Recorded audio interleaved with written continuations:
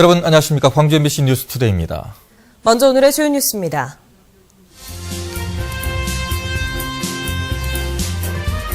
역대 최장기 철도 파업으로 전남 동부 지역의 화물 물동량이 급감했습니다.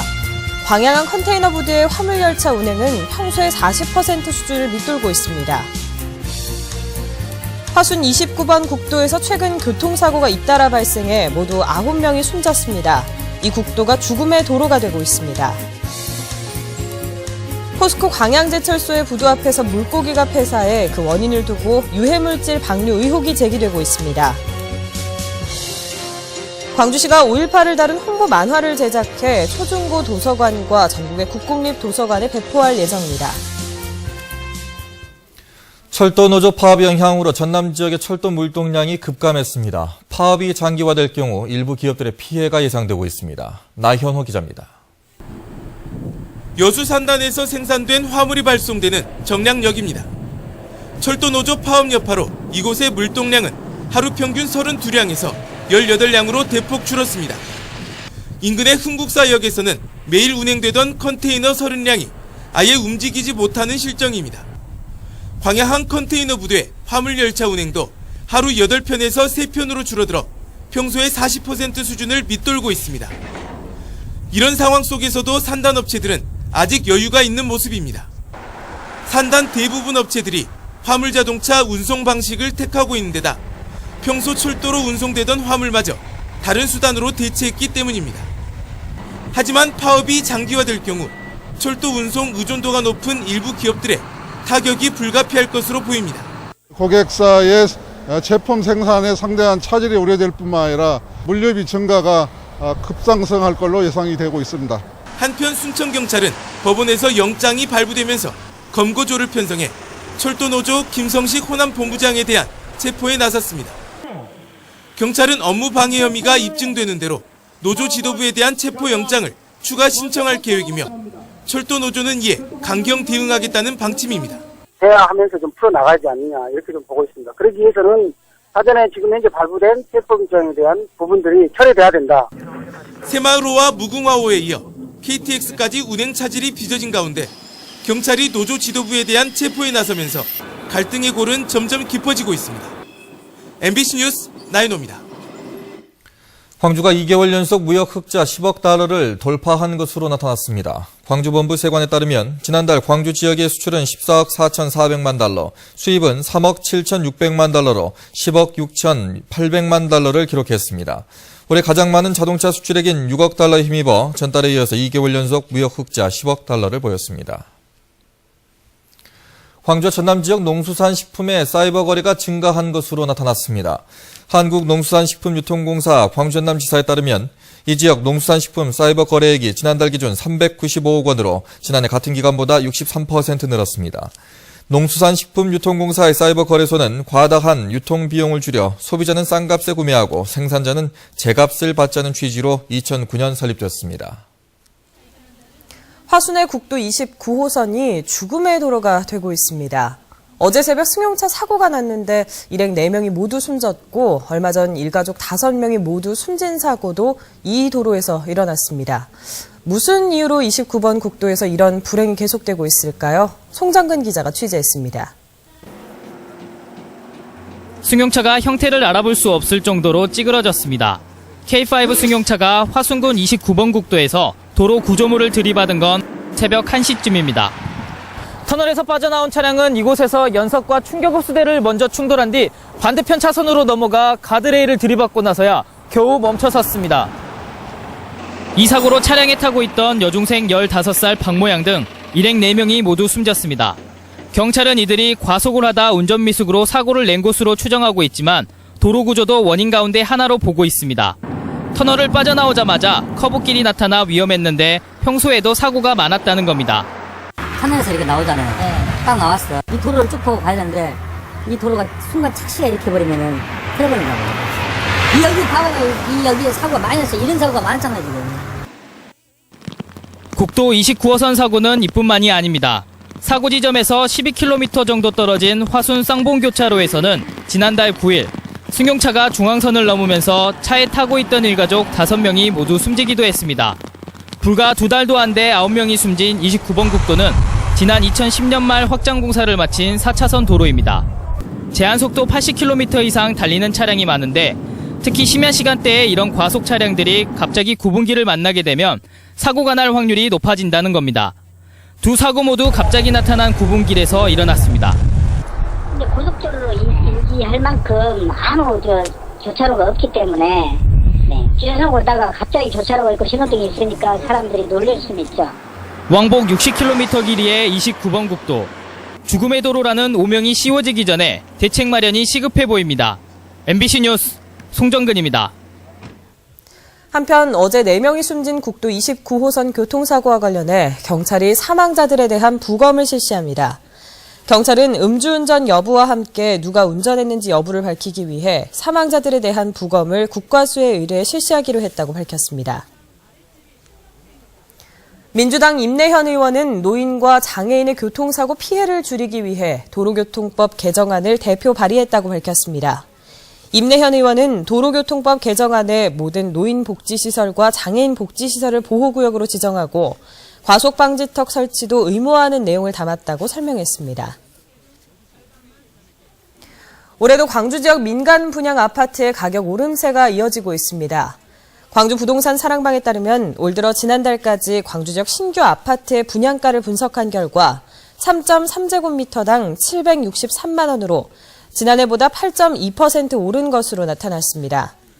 지난해 민간 건설사가 분양한 아파트의 평균 분양가가 700만 원을 넘어선 이후 상승세가 지속되고 있습니다. 광주은행의 서민금융 지원 활동이 보통인 것으로 평가됐습니다. 금융감독원 광주지원에 따르면 시중 16개 은행을 대상으로 올해 서민금융 지원 활동을 평가한 결과 광주은행은 5등급 가운데 3등급인 보통으로 평가를 받았습니다. 이번 평가에는 저소득, 저신용층에 대한 대출 비중과 취약계층의 금리 인하 노력 등을 고려했습니다. 해마다 학생 수가 줄고 있는 원도심 학교들이 학교 살리기에 안간힘을 쓰고 있습니다. 갖가지 묘안을 짜내고 있는데 실효성이 있을지는 여전히 의문입니다. 박영훈 기자입니다. 고 김대중 전 대통령의 초등학교 생활기록부입니다. 당시 성적과 보호자 등이 적혀 있습니다.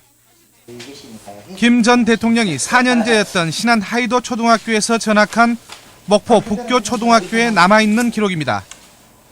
저희가 공부를 잘하는데 여기서 그냥 썩히기가 아까우니까 데리고 목포 나가서 우리가 뭐 하다못해 밥집이라도 하면서 공부시킨 것이 어떠냐. 두 분이 그렇게 상의하더라고요. 그래서 그렇게 해갖고 목포로 나왔어요. 지난 1897년 문을 연 목포 북교 초등학교는 내년에 역사관을 만들기로 했습니다. 2억 원을 들여 교실 2칸을 개조한 뒤 김 전 대통령의 자료를 포함해 근현대사 목포교육 기록물을 한데 모아 문화체험 공간으로 꾸민다는 겁니다. 이런 것들 체계화 시켜가지고 교육의 장으로도 활용하고 또 우리 그 북교인의 그 정신 이것도 고취시킬 수 있는 이제 그런 계획을 좀 마련해 보고자 이거. 이면에는 한때 3,800명에 이르렀던 학생 수가 280여 명으로 감소하면서 늘어난 빈 교실을 활용하고 학교를 살리려는 속내가 깔려 있습니다. 인근 또 다른 원도심 학교들도 영재학교, 영어 캠프를 유치하는 등 학교 지키기에 안간힘입니다. 학생 수 감소 현상을 겪고 있는 초등학교는 목포에서만 31곳 가운데 절반 이상, 출산율 감소와 인구 유입의 한계를 보이는 상황에서 나오고 있는 시설 활용 대책에 대해 밑빠진 독에 물 붓기 시기라는 회의적인 시각도 적지 않습니다. MBC 뉴스 박영훈입니다. 광주시가 5.18 민주화 운동을 다룬 홍보 만화를 제작했습니다. 광주시는 5.18에 대한 역사인식이 부족한 청소년들을 위해 제국의 안습이라는 제목의 역사 만화를 최근 발간했고 광주 지역 초중고등학교 도서관과 전국의 국공립도서관에 배포할 예정이라고 밝혔습니다. 또 5.18 역사 왜곡에 대한 대응 차원에서 홍보 만화를 발간했다고 설명했습니다. 전국 시도교육청에 대한 민원 서비스 평가에서 전라남도 교육청은 우수 등급을 받은 반면 광주시 교육청은 매우 미흡하다는 평가를 받았습니다. 국민권익위원회가 지난해 11월부터 올해 10월까지 전국 17개 시도교육청의 민원 서비스를 종합평가한 결과 전라남도 교육청은 69.4점을 받아 우수 등급을 받았습니다. 광주시 교육청은 민원 처리 기간 준수율 등이 매우 미흡한 것으로 평가돼 종합점수 62.7점으로 최하위를 기록했습니다. 동신대학교가 오는 20일부터 24일 오후 6시까지 인터넷을 통해 정시 모집 가군, 다군, 원서 접수를 실시합니다. 모집 인원은 정시 가군 176명, 정시 다군 147명 등 모두 323명입니다. 정시 가군은 수능 성적만으로 합격자를 선발하고 정시 다군은 수능 성적 60%와 학생부 성적 40%를 합산해 합격자를 뽑습니다. 포스코 광양제철소의 한 부두 앞에서 물고기들이 폐사했습니다. 관계기관이 원인 조사에 들어간 가운데 어민들은 제철소에서 유해물질을 무단 방류한 게 아니냐는 의혹을 제기하고 있습니다. 문영철 기자입니다.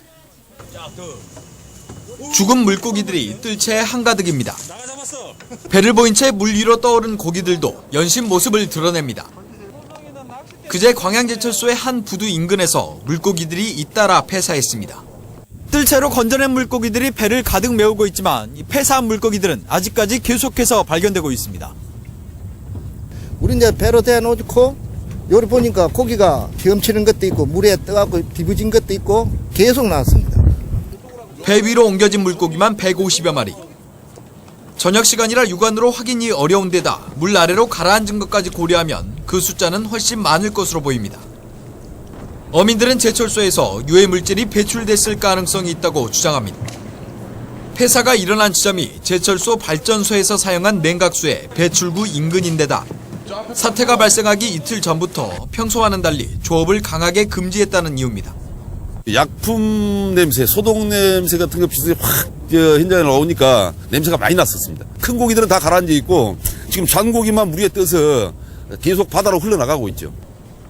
이에 대해 포스코 측은 유해물질 방류 등 특이 사항은 없었고 추가 피해도 발견되지 않았다고 설명했습니다.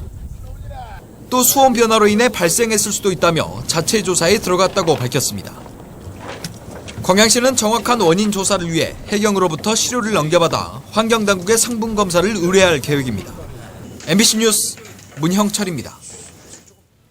광주지법 김대현 판사는 이웃집에서 일어난 가족 간 성추행 사건에 개입해 사건을 해결해주겠다며 돈을 뜯어내고 협박한 혐의로 기소된 43살 임모 여인에 대해 징역 2년의 실형을 선고했습니다. 김 판사는 판결문에서 장애인인 피해자들이 처한 어려움을 이용해 3천만 원이 넘는 돈을 뜯어내고 10살인 여자아이에게 입양하라는 사실을 폭로하는 등 죄질이 매우 좋지 않다고 밝혔습니다. 임 씨는 지난해 8월 나주의 같은 아파트에 사는 이웃에서 입양딸과 가족 간의 성추행 사실이 있었던 사실을 알고 사건을 해결해주겠다며 가족들을 협박해 금품을 뜯어낸 혐의로 기소됐습니다. 지난 16일 총기 사고로 숨진 육군 31사단 이등병의 장례식이 오늘 치러집니다. 31사단에 따르면 유족들이 일단 이모 이등병의 사망 동기가 납득되지는 않지만 장례 일정에 동의했다며 오늘 국군 한평병원에서 장례식을 치르기로 했다고 밝혔습니다. 한편 군 헌병대는 어제 국과수에 의뢰해 이등병의 시신을 부검하는 한편 이등병의 선임병들을 상대로 가혹행위가 있었는지 여부를 집중 조사하고 있습니다.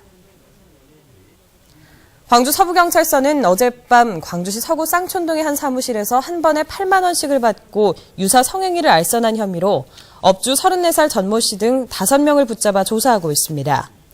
조사 결과 이 업소는 모 대학교에서 200m 거리에 있어 학교 정화구역 내에서 유사 성행위를 알선해왔으며 경찰은 성매수 남성들도 조사할 예정입니다.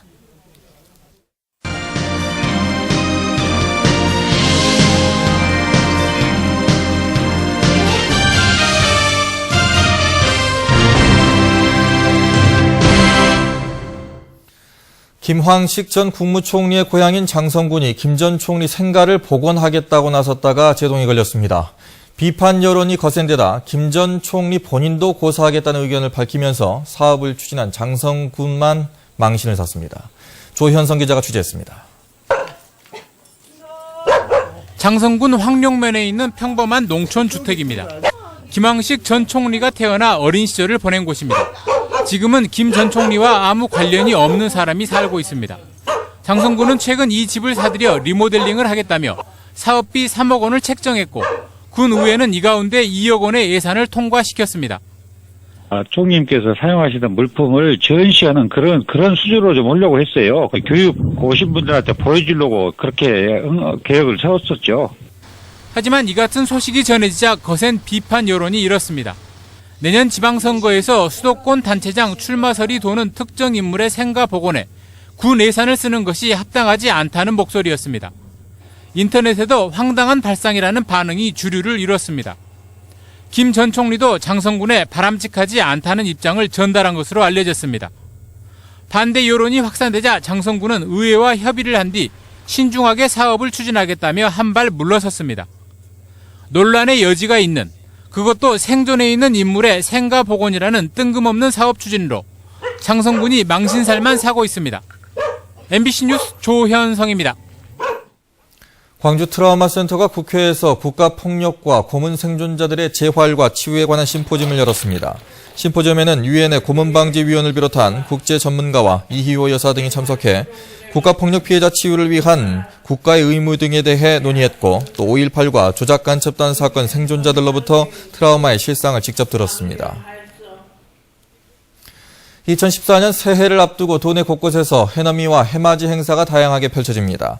전남도에 따르면 오는 31일 오후 5시부터 여수 향일암에서는 제18회 향일암 일출제가 열리고, 해남 땅끝마을에서는 달집 태우기와 불꽃놀이 등 다채로운 해넘이 프로그램이 열립니다.